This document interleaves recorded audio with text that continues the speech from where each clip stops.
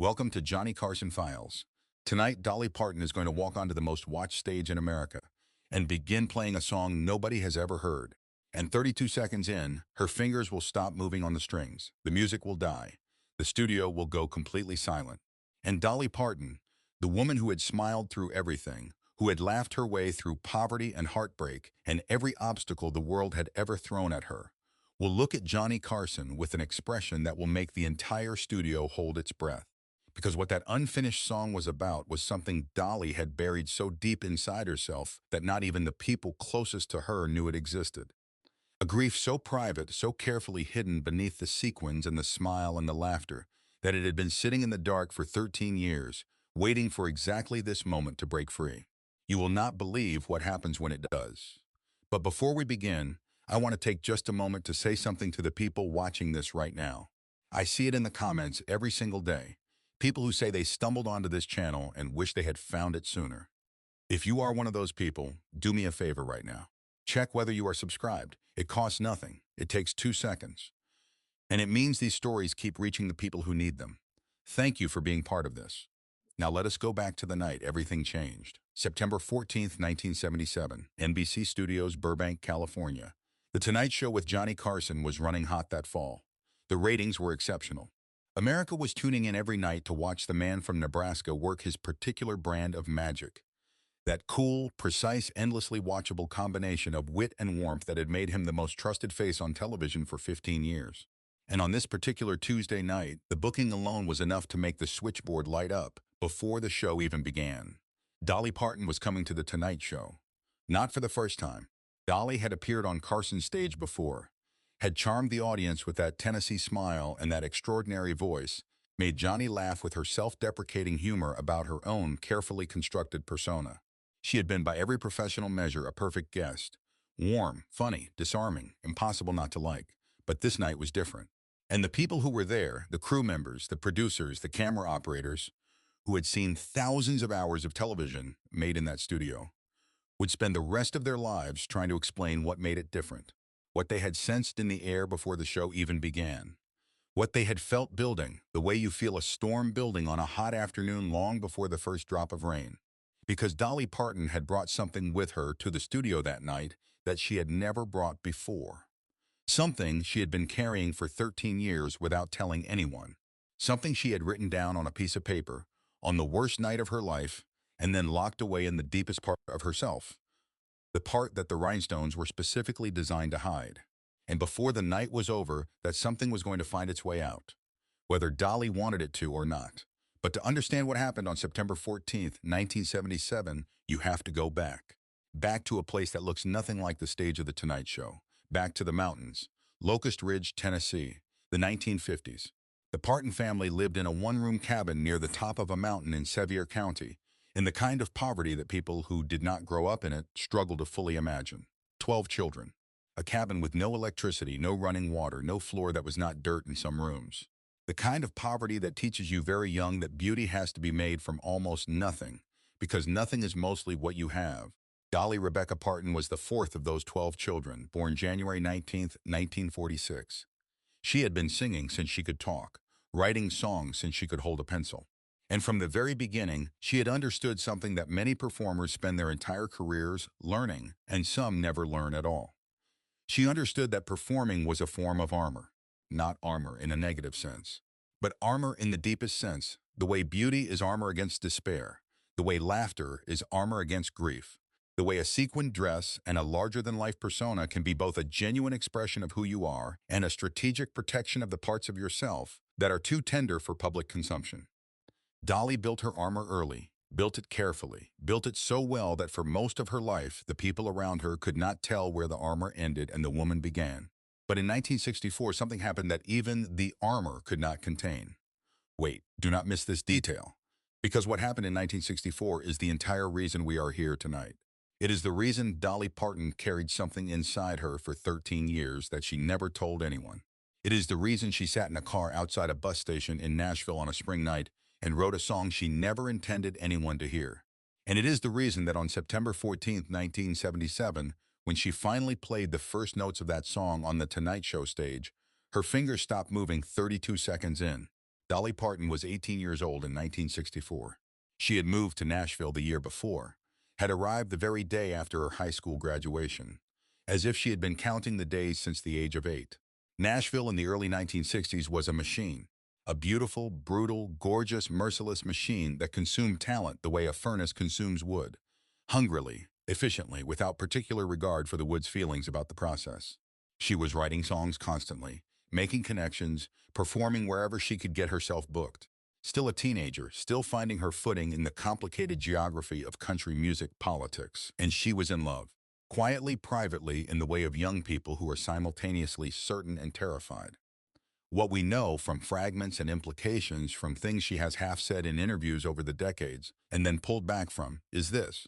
In the spring of 1964, Dolly Parton discovered she was pregnant. She was 18 years old, alone in Nashville, at the very beginning of a career that would require everything she had. And she was carrying a child that the world she was trying to enter had no framework for her to keep. What happened next has never been fully told. What we know is that the pregnancy ended, not with a birth. The specific details are things that Dolly has kept so private that even her closest confidants over the decades have spoken of this period only in the most careful, oblique terms. What we know is that one night in the late spring of 1964, Dolly Parton sat alone in a car outside a Nashville bus station and felt a grief so large and so complete that it seemed to fill every available space inside her. The Nashville street was loud outside the windows. People were walking past, going about their ordinary lives, the way people always are when extraordinary private disasters are occurring. Dolly had a notebook. She always had a notebook. That night, sitting in that car, she opened it and began writing. Not because she thought it would help, but simply because the grief had to go somewhere and the notebook was the only place available. She wrote for 40 minutes. What came out was raw and broken and the truest thing she had ever written.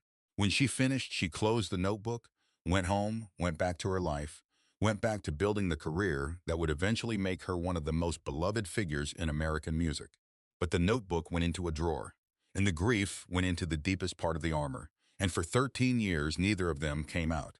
But what nobody knew, what nobody could have known, was that the song had not really stayed buried, because Dolly Parton was a songwriter above all other things. And the truest things always find a way back to the surface eventually. The question was never whether, the question was always when. And the answer turned out to be September 14th, 1977, on the most watched stage in America, in front of 330 people in a studio and 24 million Americans watching at home. By 1977, Dolly Parton was a phenomenon. She had crossed over from country music to mainstream pop in a way that almost nobody had managed before her, done it on her own terms, without abandoning who she was or where she came from. Her album New Harvest First Gathering had been released earlier that year, the record that simultaneously thrilled pop audiences and broke the hearts of her oldest country fans who felt she was leaving them behind. She was navigating the peculiar loneliness of enormous success, the specific isolation that arrives when you have achieved everything you told yourself you wanted and discover that achievement is not the same thing as peace. 3 days before the taping, Dolly was in her Nashville studio going through old notebooks, the kind of archaeological excavation that songwriters do periodically, looking for fragments that might be ready now even if they were not ready when written. She found the notebook from 1964. She had not opened it in 13 years. She almost did not open it now. She sat with it in her hands for a long time, feeling its weight, which was not the weight of paper and cardboard, but something else entirely. Then she opened it. She read what she had written on that night outside the Nashville bus station. All 40 minutes of it, every word. When she finished, she sat very still and understood something she had not understood before. The song was finished. It had been finished the night she wrote it. She had never gone back because she could not bear to. But it was finished. It was, she recognized with a cold certainty that moved through her like ice water, the best song she had ever written. The truest thing, the most honest thing, the thing she had spent 13 years burying precisely because it was so true it terrified her. She played it once, alone in the studio. Just the chords, just the words, just her voice with nobody listening. And she cried, not in the way that people cry when something is merely sad. In the way that people cry when something locked up for a very long time finally gets out. And then, 3 days later, she boarded a flight to Los Angeles for the Tonight Show taping. She had not planned to play the song, not consciously. She had told no one about the notebook. She had packed her guitar because she always packed her guitar. But the notebook was in her bag. and the song was in her head. And what was true about Dolly Parton, what had always been true, was that the truest things always found a way out eventually. What you are about to witness has never been fully explained until now. September 14th, 1977, 4:30 in the afternoon, Dolly arrived 2 hours before her call time. The makeup artist, Patricia Hendricks, who had worked on the show for 9 years, would later say that Dolly was different that afternoon. Not nervous, but quiet. Still, with a quality of inwardness that was unusual for a woman who was normally a room-filling presence the moment she walked through a door. At 5:45, Johnny Carson knocked on Dolly's dressing room door. This was unusual. Johnny did not make pre-show visits to the green room. He had his own preparation rituals, and those rituals did not include checking in on guests. But something had made him knock. She opened the door. They looked at each other. He had no particular reason for being there. He would explain later that he had simply been walking past and felt, and he acknowledged how strange this sounded, that she needed to know someone was paying attention. "You okay?" he asked. Dolly smiled, that famous smile. "I am fine," she said, "just thinking." Johnny nodded, started to leave, then turned back. "Dolly, whatever you are thinking about doing tonight, just do it. Do not talk yourself out of it." She stared at him. He turned and walked away before she could respond. She would think about those 12 words for the rest of her life. The show began at 5:30 p.m. Exactly. Johnny's monologue was sharp, fast, the jokes landing with the precision of a man who had been doing this for 15 years and had not lost a single step. Two guests came on before Dolly, both fine, perfectly professional, forgettable in the way most perfectly professional interviews are forgettable. And then Ed McMahon stood up and the words rolled out of him like warm honey. "Ladies and gentlemen, she has sold more records than any female country artist in history. She has written more than 3,000 songs. She is, without any possible argument, one of the greatest living voices in American music. Tonight, we are extraordinarily lucky to have her here. Please welcome, all the way from the Great Smoky Mountains of Tennessee, the one and only Dolly Parton." The audience exploded. Not polite applause, the real thing. The kind of sound a crowd makes when it is genuinely delighted. Dolly walked out from behind the curtain in a white dress with red and green floral detailing. Her platinum hair enormous and perfect, her gold hoop earrings catching the studio lights, her guitar case in her left hand. She was smiling. The smile was real. It was always real. The smile was the truest thing about Dolly Parton, and nobody had ever successfully argued otherwise. She hugged Johnny. She hugged Ed. She settled into the guest chair with the practiced ease of someone who had been performing since she was 10 years old, set her guitar case gently on the floor beside her, and turned to face the audience with an expression that said simply that she was happy to be here. And for the first 18 minutes, it was a perfect Tonight Show. Johnny was a good interviewer, one of the best who ever lived. And what made him good was not speed or aggression. What made him good was listening, real listening. The kind that communicates to the person being interviewed that their answer matters, that they are being heard, that they are not simply being processed. Dolly talked about the crossover album, the strange loneliness of being accused of betraying a community you still considered your home. She talked about growing up in Sevier County, her mother singing, the way music had always been the language her family spoke most fluently. She talked about Carl. She was funny about all of it. Warm, self-deprecating in exactly the right measure. And then Johnny asked the question. He had not planned it. He would say this afterward, with the bewilderment of someone trying to account for a thing that happened against their own expectations. He had been listening to Dolly talk about her mother's singing, about the way music in the Parton family was inseparable from grief and joy in equal measure, and the question had simply arrived. He said, "Dolly, with everything you have written, 3,000 songs, is there a song you have written that you have never performed? Something you have kept back?" The studio was not quiet yet, but something shifted, the way air pressure changes before weather. A few people in the audience felt it without being able to name it. Dolly was very still for exactly 3 seconds. Then she smiled. "Yes," she said, "there is." And the room went quiet. There is a thing that happens in live television sometimes. The producers call it breaking format. But what it really is the moment when the invisible wall between television and life falls down. When what is happening on the screen is so real that the screen itself disappears, and the people watching are no longer watching. They are simply present with another human being in a moment that is actually occurring. Johnny Carson had created this moment a handful of times in 15 years, not often, not by design. Moments like this could not be designed. They could only be recognized when they arrived and honored. He recognized this one. He said quietly, in the particular voice he used when the funny part was over and the real part had begun, "Do you want to play it?" Dolly looked at him, then at the 330 people in the studio, then at her guitar case on the floor beside her. She picked it up, opened the latches with hands that were not quite steady. From inside the case, before she even lifted the guitar out, she took a folded piece of paper that had been sitting beneath the neck of the instrument. Paper yellowed at the edges and soft with age, the way paper gets when it has been held many times. She set the paper on her knee, lifted the guitar out, settled it in her arms. "This song," she said, speaking to the audience directly, her voice still steady, her smile still present but different, softer, unguarded in a way that was new and almost startling. "This song I wrote a long time ago. I wrote it on a night when I was very sad and very alone, and I needed to put something somewhere. And I put it here." She touched the strings. The notes that came out were simple, a minor key, gentle, almost tentative, like something being coaxed rather than played. The guitar sounded enormous in the quiet studio. She played 4 bars of introduction, just chords. The melody was already heartbreaking before she sang a single word, and then she began to sing. What she sang, what those first 2 lines were exactly, has never been publicly reproduced in full. What has been described by the people who were there is a voice that was different from Dolly's performing voice. Not worse, not less accomplished, but different in a way that stripped something away. The polish, the projection, the controlled expressiveness that characterized her professional vocal, all of it was still there, but underneath was something rawer. The voice of a girl in a car outside a bus station in Nashville in 1964, writing in a notebook because the grief had to go somewhere. She sang 2 lines, 32 seconds.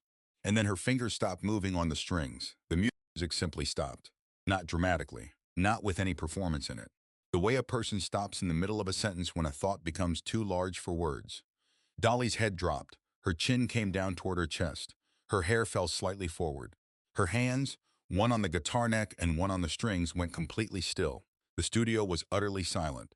330 people sat and did not make a sound. The camera operators did not move. Bobby Quinn, the director who had worked in live television for 22 years, leaned forward in his chair and said nothing.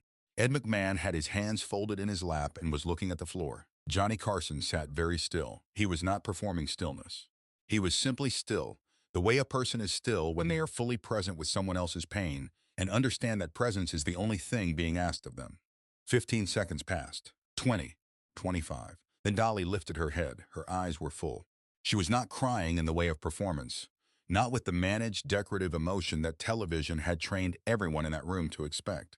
She was crying the way a person cries when something has been held in for 13 years and can simply no longer be held. She looked at Johnny and she said 6 words. "I had a baby I lost." The silence that followed those 6 words was different from the silence that had preceded them. The first silence had been the silence of waiting. This was the silence of arrival. The silence of something true landing in a room and taking all the available air. Johnny Carson did not speak immediately. He was the best in the world at knowing when to speak and when to stay quiet, and he stayed quiet for a long time. Long enough that producers in the control room were reaching for their headsets and then stopping, because what was happening on that stage was not a television emergency. It was something else entirely. When Johnny finally spoke, his voice was almost inaudible. "Tell me," he said. Just those 2 words. Not a command, an invitation, a door left open. And Dolly Parton told him. Not everything, not the specific details, not the name or the exact circumstances or the particular shape of the loss. Some things she has kept private to this day, and those things belong to her, but enough. She told him about being 18 years old and alone in Nashville. She told him about the car and the notebook and the 40 minutes of writing on that spring night in 1964. She told him what the loss had done to her, not her career, not her public life, but her. The interior version of herself that the rhinestones and the hair and the laughter were specifically designed to protect. She had never told anyone, she said. Not Carl, not her mother, not her sisters. She had carried it alone. The way you carry things when you have grown up poor and learned early that strength means not asking anyone to share your weight. Johnny was quiet. His eyes were glistening. He was not trying to hide this. The man who had spent 15 years being the most controlled person on television was not hiding anything in this moment. He said, "Why tonight?" Dolly looked at the piece of yellow paper on her knee. She touched it with 2 fingers. "Because I found this 3 days ago," she said, "and I realized something. I had spent 13 years being grateful for my life, for everything that came after, for Carl and the music and the career and all of it, and I was genuinely grateful. That was real. But underneath the gratitude, I had never actually mourned. I had just kept going. And you can only keep going for so long before the thing you did not mourn starts to make itself known. She looked at the audience, at all those faces, every one of them still. I think I came here tonight because I needed to say out loud that it happened. Not to a therapist, not to a priest. Out loud to people, in the daylight, or the studio lighting, whatever this is. A sound moved through the audience, not laughter, not applause. Something human and involuntary, a collective exhale of recognition. Johnny said very quietly, 18, Dolly said. And you have been carrying this since then, since then. Another silence. And then Johnny said something that would be repeated for years afterward, that people who watched that night would quote to their children as an example of what real human decency looked like when the cameras were running. He said, you do not have to carry it anymore. You just put it down, right here, in front of all of us, and we all just watched you put it down. Dolly looked at him. Her face did something complicated and entirely unperformable. The expression of someone receiving kindness they had not expected and are not sure, in the moment of receiving it, how to accept. Thank you, Johnny, she said. The studio erupted. Not the sharp crackle of a punchline landing. It was something slower and fuller, a sound that rose from 330 people simultaneously. The sound of a room full of people who had just been present for something they did not have words for and were grateful beyond what the moment could contain. What happened next has never been fully told until now. Johnny looked at Dolly, at the guitar still in her arms, at the folded yellow paper on her knee. Will you finish it? He asked. Dolly blinked. The question surprised her. It surprised everyone in the studio. She looked down at her guitar. Her hands were trembling slightly. She touched the strings, not playing, just touching, testing whether it was possible. I do not know if I can, she said. You already started it, Johnny said. 13 years ago you started it. 3 days ago you picked it back up, and 32 seconds ago you played the beginning. He paused. You are closer to finish than you think. Dolly was quiet. The studio was quiet. Every person in that room was holding their breath. She strummed one chord. The sound filled the room. She strummed another. Her head was down, her eyes on the strings, and then she sang. She sang the whole song. The song she had written in a car outside a Nashville bus station in the spring of 1964 on the worst night of her 18-year-old life.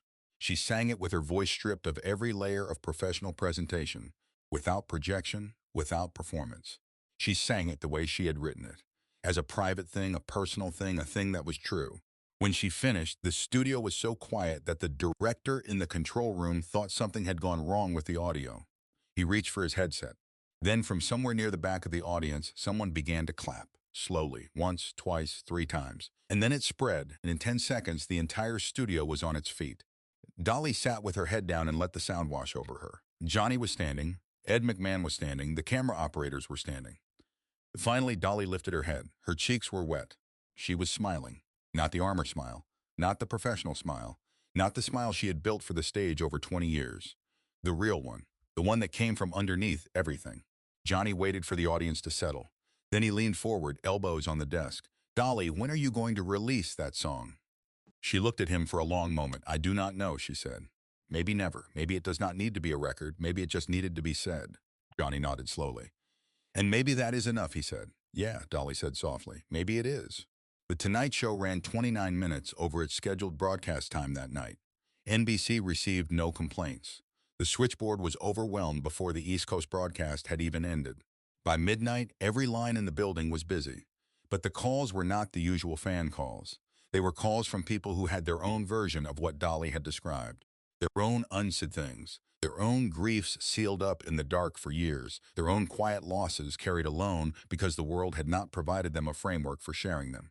Support lines across the country reported a significant increase in calls from people who wanted to talk about pregnancy loss, miscarriage, stillbirth, the invisible grief of children who had existed only briefly and been mourned in silence.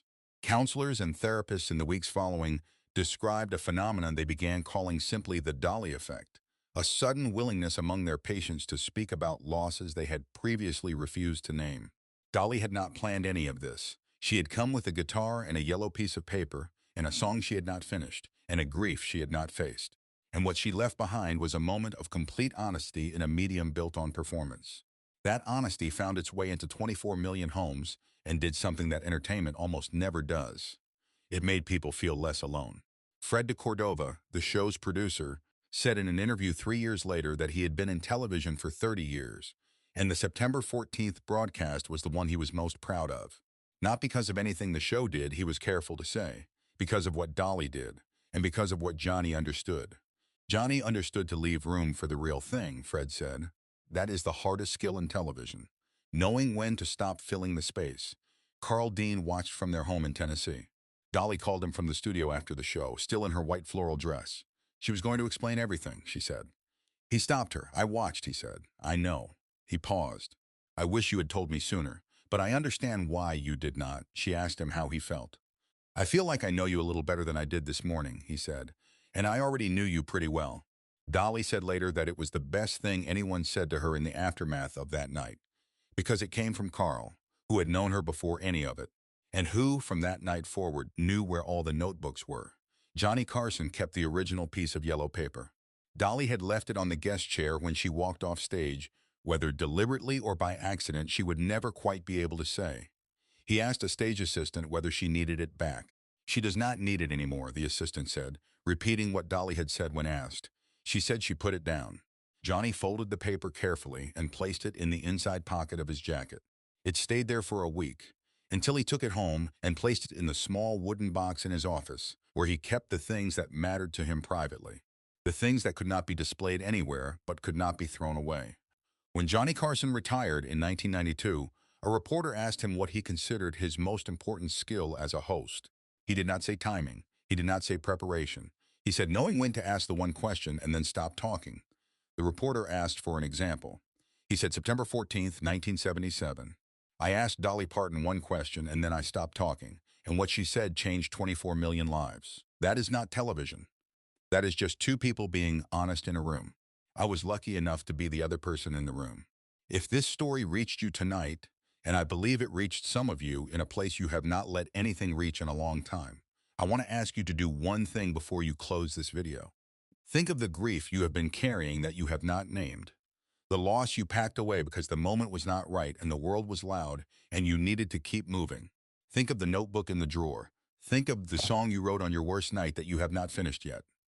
It is okay to finish it now. It is okay to put it down. Dolly Parton sat on the most watched stage in America and put hers down, and the world caught it and held it, and it is still holding it. You do not need a stage. You do not need a guitar.